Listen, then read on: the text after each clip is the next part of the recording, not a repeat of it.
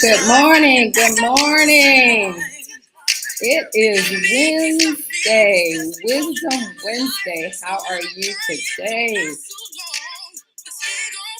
Getting our praise and worship on this morning. What do you do to get your day started? How do you wake up and honor God? My name is Cathy McReynolds. I'm the founder of Bible Business Academy, and we come to you Monday through Friday with business tips, how to build your business online. And today we're talking about Wisdom Wednesday, a faith-filled journey. That's what we're going to talk to you about. So as you come on, say hello. Let me know where you are tuning in from. Let me know if you're catching this during the live or replay. And I always say, if you have something that you want to know more about, please make sure that you put that in the comments and go to BibleBusinessAcademy.com so that you can learn more about how we can help you live out your purpose. Because this is about you and what you desire and what you want. So I'm excited to be here today to be able to share with you guys. And I'm going to go ahead and get this party started, y'all. Y'all ready for this? All right. Let's get it done. Let me go ahead and switch things over. And so good morning again. And I want to welcome you out to Wisdom Wednesday. Wisdom Wednesday. Today we're going to talk about a faith-filled decision making. It's a vital topic when it comes to faith-driven entrepreneurs. Like, think about this. Sometimes when you're making decisions in line with our feelings or changing or challenging stuff, and especially when you think about, we can't always see the full picture of what's going to happen. But the great thing is that the scripture and real life stories of Christian business leaders that we're going to discuss today, it gives us incredible examples of how faith and wisdom work together. You don't have to figure it out yourself. We are here to help you. So let's go ahead and explore 3 powerful approaches to faith-filled decision making. And we're going to draw that from the Bible. And we're also going to look at the journeys of some Christian leaders for today that I know you all can relate to. So first, relying on God's wisdom and like Solomon and Cathy Truitt, that's where we're going to start at. Like, it's just amazing when I'm going through these stories and preparing for this. It's like it fires me up. So I wanted to fire you up as well and give you hope that you can make it through your business life journey. In Kings 1 and 3, Solomon prayed for wisdom over wealth or power. So think about that. He prayed for wisdom over wealth and power. That's funny. I put my phone on do not disturb, but it just rang. So he prayed for wisdom over wealth and power and asking God for a discerning heart. God granted him not only wisdom, but also he granted him success and prosperity. And that's a beautiful thing. See, for Solomon, seeking wisdom first set him on a path of blessing and impact. And see, I know a lot of times in business, in goal setting and planning, the first thing that we focus on is the money. Show me the money, right? We got movies about it. Show me the money. Where's the money at? But if you get the wisdom and you get the when you seek that wisdom and you get that understanding, guess what? That's going to bring you the money that you need and desire. It may not come when you want it to come, but it will come. So that's the thing that I want you to look at, that when you start your planning out, or even if you're in the middle of your journey, do like Solomon, do like Cathy Truitt, start with wisdom. Ask God to guide you through that wisdom of what you need to make it happen. Because this modern day example of this approach from Truitt Cathy, the founder of Chick-fil-A, built Chick-fil-A based on Christian principles and sought wisdom through the power of prayer at every stage of his business. I mean, so you think about that. He chose to close his restaurant on Sundays. And you know, that's when restaurants are open, right? But he was like, I don't care. I'm going to do what I feel that God has called me to do. And through that, I'm still going to have success. So that decision was grounded in faith, and that prioritized God's over profits. We're the same way. We are closed on Sundays, and everyone kept saying, but we need you to be open. And I always say, well, just tell them we're like Chick-fil-A. We don't open on Sundays, because that's our way of giving not only honoring God, but also honoring the people that we work with, to give them the opportunity to enjoy their family, to get some rest, to worship, to be able to not worry about if I have to come to work on that particular day. And with Chick-fil-A, despite the industry being skeptical about it, and showing that, when you see God's wisdom and his principles and you put that first, he will provide for you. He will always provide success in ways that we don't even imagine, or we don't even expect. So let me know what you got from that,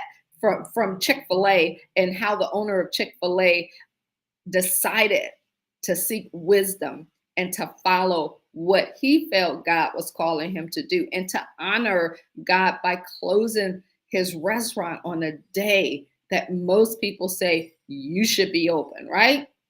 So the second is acting in faith like Abraham and David Green. And when God called Abraham to leave his home and go to an unknown land in Genesis 12, Abraham obeyed him. He said, okay, I'm out, without knowing the full plan. See, sometimes we sit and we wait, like, I'm not sure if I should make that move. I don't know what I should do. I'm not comfortable. I've been in this area for all my life. I don't want to make a move. I mean, I get it. I moved to Florida, not knowing anyone, and everyone's like, well, why are you going there? I don't know. I just felt a call that I should go here and start Ice Fit Studio Med Spa down in Florida, not knowing anyone. I'm like, when I get there, I'll meet some people and I'll know someone. But I just felt this pull, this calling. And was it, like, we're going to figure it out. We're going to make it happen. Whatever we got to do. Starting Bible business again. Like, you just have to, don't operate from your feelings, operate from faith. And when Abraham obeyed him, not fully understanding the plan, he took a step in faith and trusting in God. So you may have that yearning inside of you to go do something, to go to a place where it's unknown. You have to step in faith. You don't have to fully know the plan. You just got to trust in God, like Abraham's story teaches us, that sometimes faith means that you got to step into the unknown. You got to go do things that most people aren't willing to do. And then David Green, the founder of Hobby Lobby, is a modern day Abraham in this sense. When Green felt convicted about running a business, see, that's the thing, convicted about running a business that truly honored God, he risked it all by aligning his business practice with his faith. Green raised his employees' wages. He fought legal battles to maintain his faith-based practice, because they try to tell you how to operate within your own business, and even took bold steps of giving much of his wealth to further God's kingdom. So you got to ask yourself, how are you stepping out in bold faith?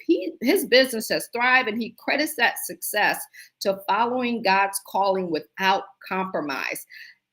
That's the key right there.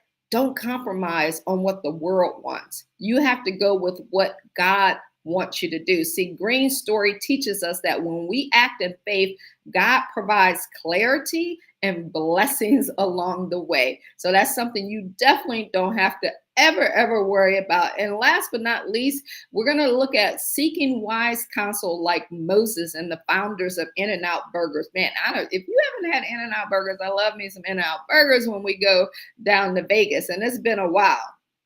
That's another story of faith-filled decision-making in Moses, in Exodus 18. Moses was overwhelmed by the demands of leading the people in Israel. You ever been overwhelmed by your business, by your employees, by your customers? You ever been overwhelmed by what you're doing? But his father-in-law, Jethro, advised him to delegate his leadership to trusted individuals.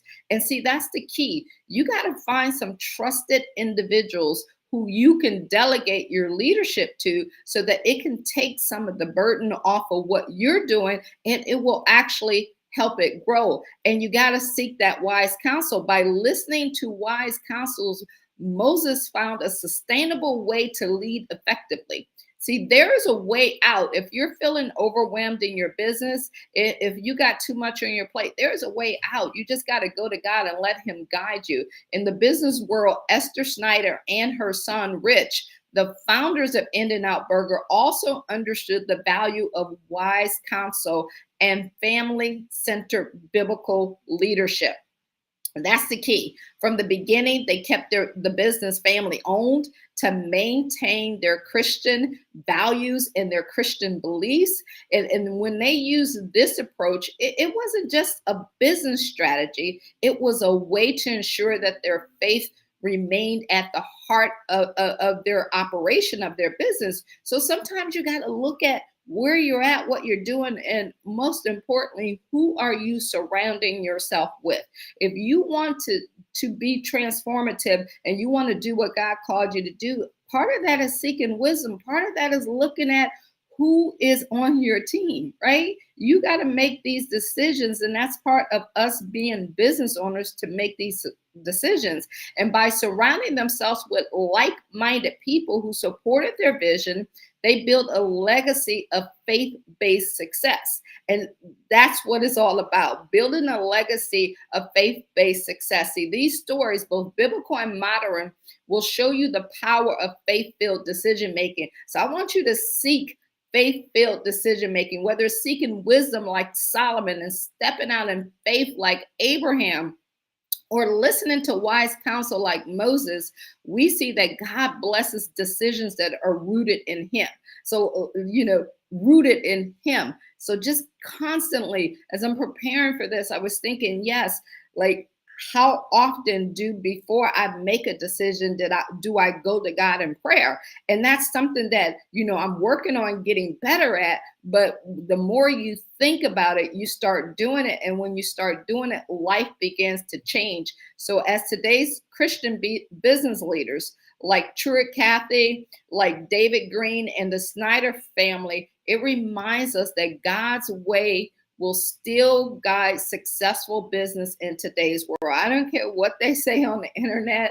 I don't care, thinking about anything that you hear out there. I want this Wisdom Wednesday to encourage you to live in wisdom and to operate out of faith and choose and honor God in every part of your decision. So let's go forward in faith and let God lead our path. So I hope this brought you value today. And guys, make sure that if you want to know more about how to build your business with biblical principle, you can tune in Monday through Friday. And like on Tuesdays, we did Tech Tuesday. So we're going to teach you how to come online and build your business from A to Z online. So go to BibleBusinessAcademy.com, BibleBusinessAcademy.com. You can get started there. You can either join our memberships, or you can actually join a program where we're going to teach you from A to Z how to build your business online. So let me know what you got out of today.